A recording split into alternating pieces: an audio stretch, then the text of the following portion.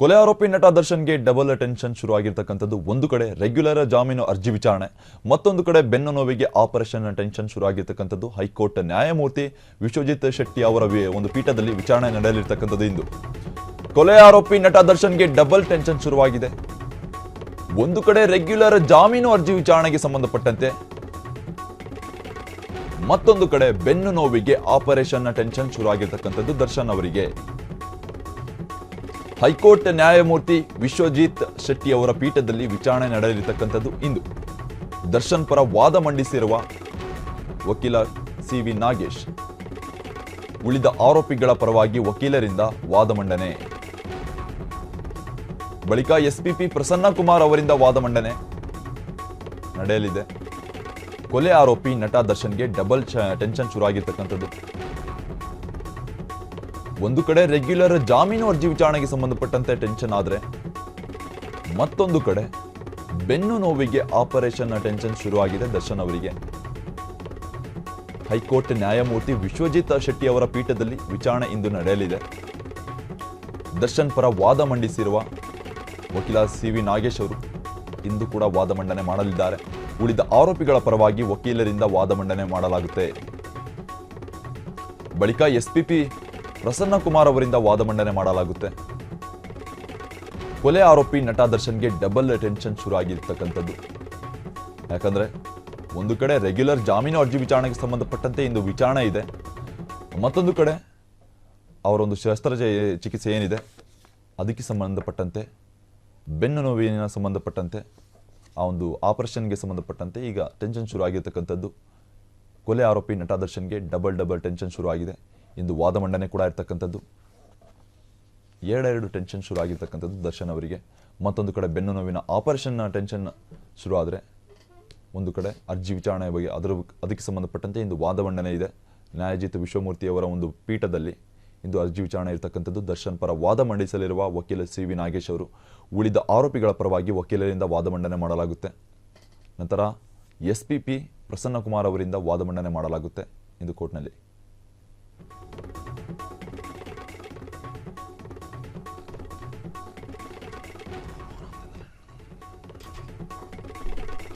ವಾರಾಂತ್ಯದಲ್ಲಿ ನಟ ದರ್ಶನ್ಗೆ ಆಪರೇಷನ್ ಮಾಡುವ ಸಾಧ್ಯತೆ ಇರತಕ್ಕಂಥದ್ದು. ಆಪರೇಷನ್ ಮಾಡಿಸಿಕೊಳ್ಳುವಂತೆ ಮನವೊಲಿಸಿರೋ ವೈದ್ಯರು. ದರ್ಶನ್ ಮನವೊಲಿಸಿರುವ ಡಾಕ್ಟರ್ ನವೀನ್ ಅಪ್ಪಾಜಿಗೌಡ, ಆಪರೇಷನ್ ಮಾಡಿದರೆ ರಿಕವರಿ ಆಗೋಕೆ ಸಮಯ ಬೇಕು. ಬೆನ್ನು ನೋವಿರುವ ಕಾರಣ ಡಿಸ್ಕ್ ಆಪರೇಷನ್ ಮಾಡ್ತಾರಾ ಅಂತಕ್ಕಂಥ ಪ್ರಶ್ನೆ ಮೂಡಿ ಬರ್ತಾ ಇರತಕ್ಕಂಥದ್ದು. ಬೆನ್ನು ಮೂಳೆಗೆ ರಾಡ್ ಅಳವಡಿಕೆ ಮಾಡಿ ಆಪರೇಷನ್ ಮಾಡುವ ಸಾಧ್ಯತೆ ಇರತಕ್ಕಂಥದ್ದು ದರ್ಶನ್ ಅವರಿಗೆ. ವಾರಾಂತ್ಯದಲ್ಲಿ ನಟ ದರ್ಶನ್ಗೆ ಆಪರೇಷನ್ ಮಾಡುವ ಸಾಧ್ಯತೆ ಹೆಚ್ಚಿದೆ. ಆಪರೇಷನ್ ಮಾಡಿಸಿಕೊಳ್ಳುವಂತೆ ಮನವೊಲಿಸಿದ್ದಾರೆ ವೈದ್ಯರು. ದರ್ಶನ್ ಮನವೊಲಿಸಿರ್ತಕ್ಕಂಥದ್ದು ಡಾಕ್ಟರ್ ನವೀನ್ ಅಪ್ಪಾಜಿಗೌಡ ವೈದ್ಯರಾಗಿರ್ತಕ್ಕಂಥವ್ರು. ಆಪರೇಷನ್ ಮಾಡಿದರೆ ರಿಕವರಿ ಆಗೋಕೆ ಸಮಯ ಬೇಕು. ಬೆನ್ನು ನೋವಿರುವ ಕಾರಣ ಡಿಸ್ಕ್ ಆಪರೇಷನ್ ಮಾಡುವ ಒಂದು ಸಾಧ್ಯತೆ ಜಾಸ್ತಿ ಇರತಕ್ಕಂಥದ್ದು. ಬೆನ್ನು ಮೂಳೆಗೆ ರಾಡನ್ನು ಅಳವಡಿಕೆ ಮಾಡಿ ಆಪರೇಷನ್ ಮಾಡತಕ್ಕಂಥ ಒಂದು ಆಪರೇಷನ್ ಆಗಿದೆ ಡಿಸ್ಕ್ ಆಪರೇಷನ್. ಅಂದರೆ ವಾರಾಂತ್ಯದಲ್ಲಿ ನಟ ದರ್ಶನ್ ಅವರಿಗೆ ಆಪರೇಷನ್ ಮಾಡತಕ್ಕಂಥದ್ದು ಒಂದು ಸಾಧ್ಯತೆ ಹೆಚ್ಚಿದೆ. ಆಪರೇಷನ್ ಮಾಡಿಸಿಕೊಳ್ಳುವಂತೆ ವೈದ್ಯರು ಮನವನ್ನು ಒಲಿಸಿದ್ದಾರೆ ಡಾಕ್ಟರ್ ನವೀನ್ ಅಪ್ಪಾಜಿಗೌಡ ಅವರು. ಆಪರೇಷನ್ ಮಾಡಿದರೆ ರಿಕವರಿ ಆಗೋಕೆ ಸಮಯ ಬೇಕು. ಆ ನಿಟ್ಟಿನಲ್ಲಿ ವಾರಾಂತ್ಯದಲ್ಲಿ ಆಪರೇಷನ್ ಮಾಡುವ ಎಲ್ಲ ಸಾಧ್ಯತೆಗಳು ಹೆಚ್ಚಿರ್ತಕ್ಕಂಥದ್ದು.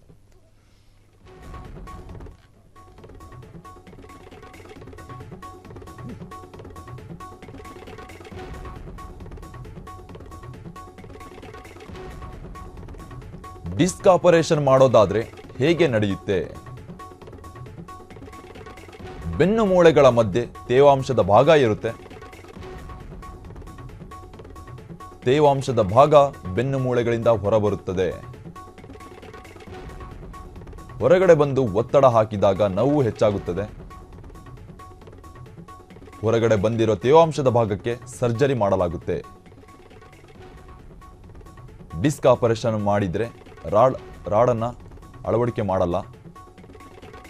ಡಿಸ್ಕ್ ಆಪರೇಷನ್ ಮಾಡೋದಾದ್ರೆ ಹೇಗೆ ನಡೆಯುತ್ತೆ ಅಂತ ನೋಡೋದಾದ್ರೆ, ಬೆನ್ನು ಮೂಳೆಗಳ ಮಧ್ಯೆ ತೇವಾಂಶದ ಭಾಗ ಇರುತ್ತೆ. ತೇವಾಂಶದ ಭಾಗ ಬೆನ್ನು ಮೂಳೆಗಳಿಂದ ಹೊರಬರುತ್ತದೆ. ಹೊರಗಡೆ ಬಂದು ಒತ್ತಡ ಹಾಕಿದಾಗ ನೋವು ಹೆಚ್ಚಾಗುತ್ತೆ. ಆ ಒಂದು ತೇವಾಂಶದ ಭಾಗ ಹೊರಗಡೆ ಬಂದಿರುವ ತೇವಾಂಶದ ಭಾಗಕ್ಕೆ ಸರ್ಜರಿ ಮಾಡಲಾಗುತ್ತೆ. ಇದು ಡಿಸ್ಕ್ ಆಪರೇಷನ್ ಮಾಡುವ ರೀತಿ. ಡಿಸ್ಕ್ ಆಪರೇಷನ್ ಮಾಡಿದರೆ ರಾಡ್ ಅಳವಡಿಕೆಗೆ ಮಾತ್ರ ಮಾಡಲ್ಲ. ಇದು ಒಂದು ಪ್ರೊಸೆಸ್. ಡಿಸ್ಕ್ ಆಪರೇಷನ್ ಮಾಡುವ ಒಂದು ಸಾಧ್ಯತೆ ಇರತಕ್ಕಂಥದ್ದು. ಇದಕ್ಕೆ ಸಂಬಂಧಪಟ್ಟಂತೆ ವೈದ್ಯರು ಮನವನ್ನು ಒಲಿಸಿದ್ದಾರೆ. ನಟ ದರ್ಶನ್ ಅವರಿಗೆ ವಾರಾಂತ್ಯದಲ್ಲಿ ಆಪರೇಷನ್ ಮಾಡುವ ಎಲ್ಲ ಸಾಧ್ಯತೆಗಳು ಹೆಚ್ಚಿರ್ತಕ್ಕಂಥದ್ದು. ಆ ಒಂದು ತೇವಾಂಶದ ಒಂದು ಬೆನ್ನು ಮೂಳೆ ನೋವು ಸಂಬಂಧಪಟ್ಟಂತೆ ಆಪರೇಷನ್ ವಾರಾಂತ್ಯದಲ್ಲಿ ಮಾಡ್ತಾರೆ.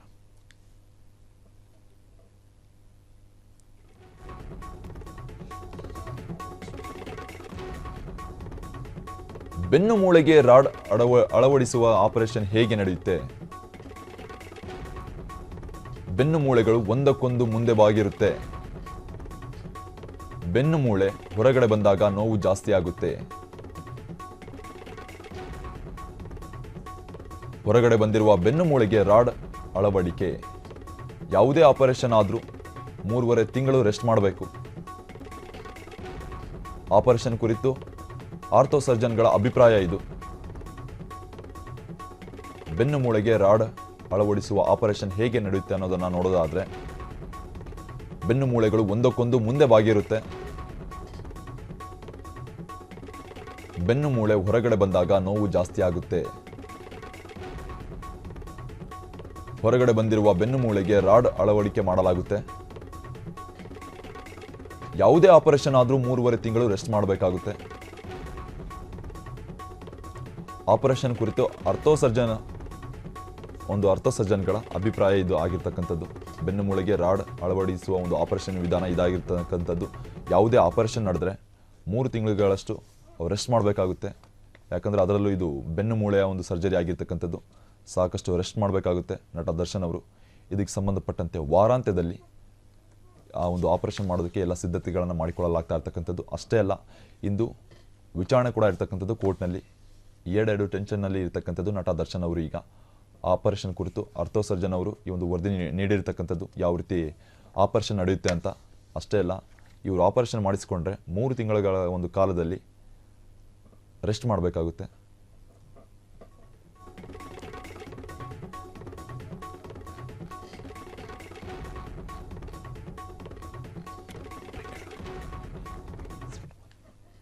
ಕ್ಷಣ ಕ್ಷಣದ ಸುದ್ದಿಗಳಿಗಾಗಿ ಫ್ರೀಡಂ ಟಿವಿ ಸಬ್ಸ್ಕ್ರೈಬ್ ಮಾಡಿ, ಲೈಕ್ ಮಾಡಿ ಹಾಗೂ ಫಾಲೋ ಮಾಡಿ. ಹೊಸ ಸುದ್ದಿಗಳ ನೋಟಿಫಿಕೇಶನ್ಗಾಗಿ ಬೆಲ್ ಐಕಾನ್ ಮೇಲೆ ಕ್ಲಿಕ್ ಮಾಡಿ.